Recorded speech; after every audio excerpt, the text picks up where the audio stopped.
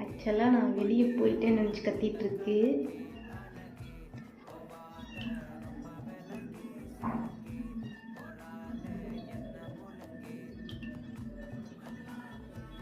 நான் அங்கே இருக்கா எனக்கு தெரியுது. உங்களுக்கு தெரியுதா?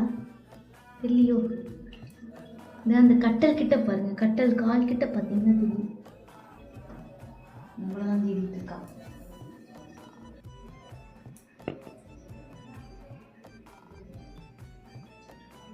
ஆள் இருக்கிற வரைக்கும் கடிக்கடின்னு கடிச்சு உசுரை வாங்க வேண்டியது. ஆள் இல்லைன்னு தெரிஞ்சதுக்கப்புறம் அப்பாவி ஆயிடுறது.